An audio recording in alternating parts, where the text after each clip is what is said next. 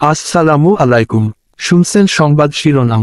বাঞ্ছারামপুরের রফিক শিকদারের গণসংযোগ ও মতবিনিময়ে জনগণের পাশে থাকার অঙ্গীকার। এখন শুনবেন বিস্তারিত। ব্রাহ্মণবাড়িয়ার বাঞ্ছারামপুর উপজেলার বিভিন্ন এলাকায় সাধারণ মানুষের সঙ্গে কুশল বিনিময় ও মতবিনিময় করেছেন উপজেলা কৃতি সন্তান, বিএনপি ত্যাগী ও নির্যাতিত নেতা, কেন্দ্রীয় নির্বাহী কমিটির সদস্য অ্যাডভোকেট রফিক শিকদার। ৩রা মে শনিবার দিনব্যাপী বাঞ্ছারামপুর উপজেলার সলিমাবাদ ইউনিয়নের ভুরভুরিয়া, গুদারঘাট বাজার সহ বিভিন্ন গ্রামে তিনি সাধারণ মানুষের দুঃখ, কষ্ট, অভাব, অভিযোগ এবং প্রত্যাশার কথা সরাসরি শোনেন।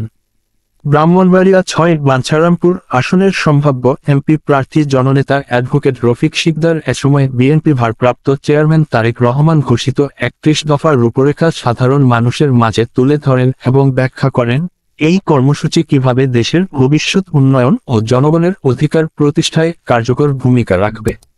এ সময়ে তিনি বলেন, বিএনপি সবসময় জনগণের পাশে ছিল, আছে এবং থাকবে। আমাদের রাজনীতি মানুষের অধিকার ও স্বাধীনতার জন্য।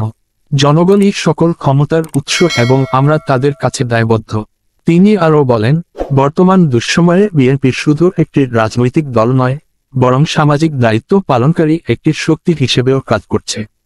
দেশের প্রতিটি এলাকায় নেতাকর্মীরা মানুষের কথা শুনছে এবং সমস্যার সমাধানে এগিয়ে আসছে।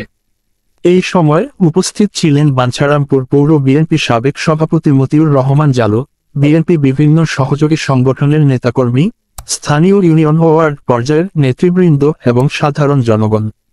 মতবিনিময় শেষে স্থানীয়রা জানান, এই ধরনের সরাসরি মতবিনিময় সভার রাজনৈতিক দলগুলোর জনগণের সাথে বাস্তব সংযোগ স্থাপনের একটি কার্যকর মাধ্যম। তারা অ্যাডভোকেট রফিক শিকদারের সরাসরি উপস্থিতি ও মনোযোগ দিয়ে কথা শোনাকে অত্যন্ত ইতিবাচক হিসেবে দেখছেন।